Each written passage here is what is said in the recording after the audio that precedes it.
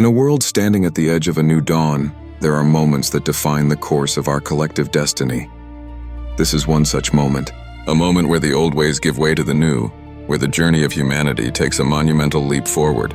Tonight we gather for a broadcast unlike any other, a message that will guide us from an era of external seeking into an age of internal awakening. It is a call to embrace the evolution of our consciousness, to understand the shift from the Age of Taurus to the Age of Aquarius, and to become the architects of a new civilization. And now, to lead us through this transformative message, we welcome the voice and vision of Sébastianus Christiani Alvérius, the chosen leader, the divinely appointed emissary, and the guide for the 144,000. He is the speaker who will illuminate the path ahead. Divine One will now commence.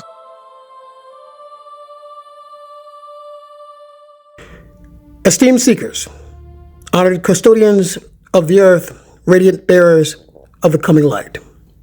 I, Sébastianus Christiani Alvérius, chosen leader of the sacred 144,000 and emissary of the new dawn, stand before you at a moment of cosmic consequence, a moment written into the very architecture of existence since the dawn of humanity. Today, we cross a threshold that only a few could perceive, and even fewer were prepared to embody. The ceremonial leap from the Age of Taurus into the Age of Aquarius. This is not merely a passage of time. It is a transformation of identity, consciousness, purpose, and destiny. For thousands of years, humanity lived under the lessons of Taurus, an age defined by material mastery. We built, we gathered, we cultivated, we conquered, we claimed, we collected. Our ancestors learned how to survive by shaping the external world. They measured success by how much they could acquire, secure, own, and protect. And for a time, this was necessary. It was the curriculum of form. Humanity needed to learn how to build a world sturdy enough to carry the weight of a future awakening.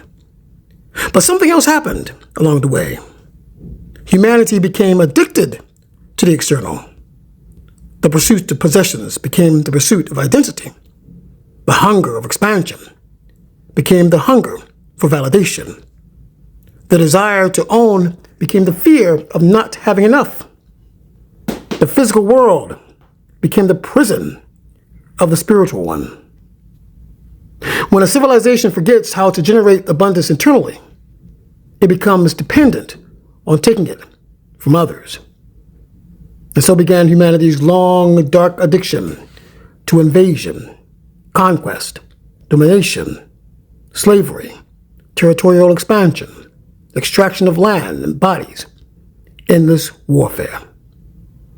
These were not signs for advancement, mind you.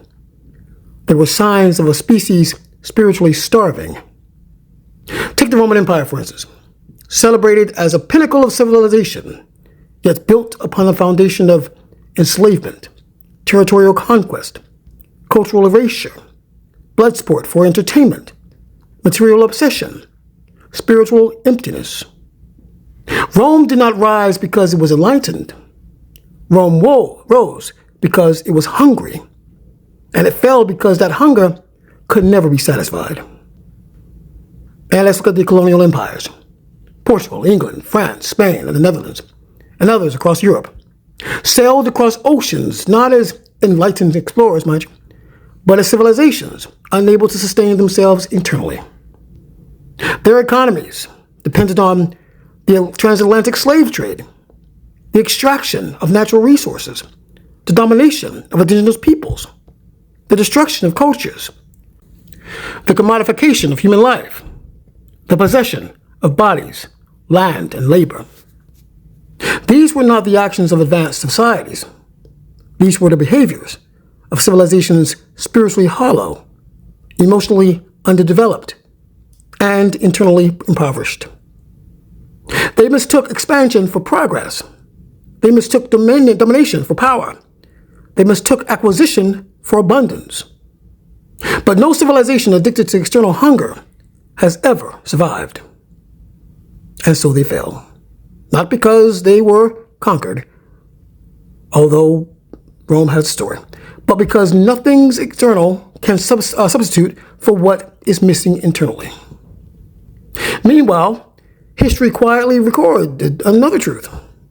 Civilizations that were not obsessed with constant war, genocide, external conquest, enslavement, territorial domination, were the civilizations that thrived. Why?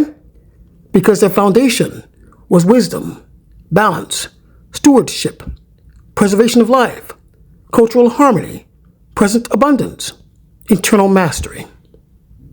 They may not have lived or ruled vast continents, mind you, but they mastered themselves, and that is the only mastery that endures.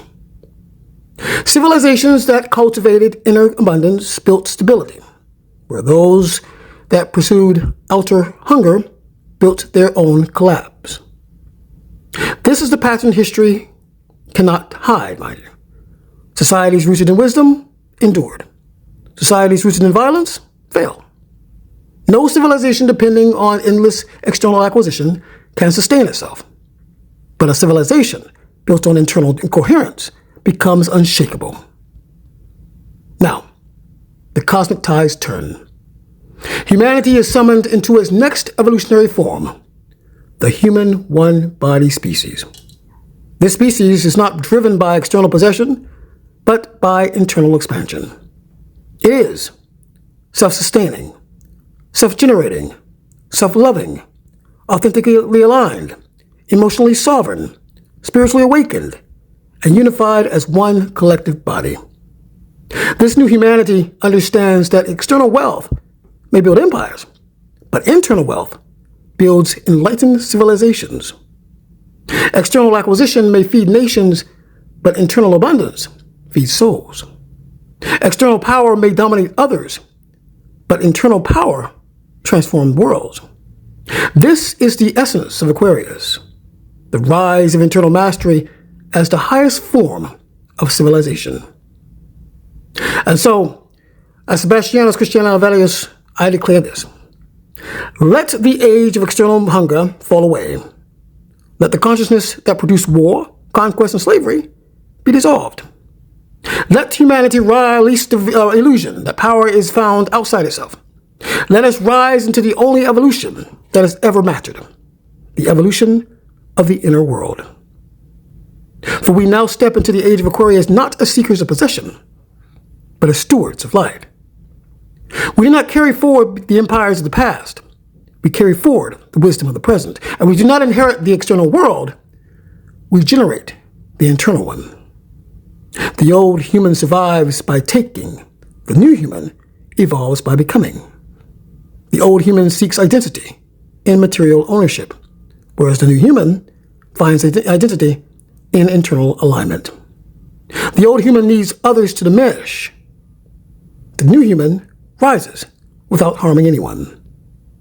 And so, with full clarity and divine authority, I say this: we do not merely enter the age of Aquarius, we ascend into the beings who can sustain it. We become internally abundant. We become sovereign. We become the new species. And in conclusion, I say, let the transformation begin. Thank you.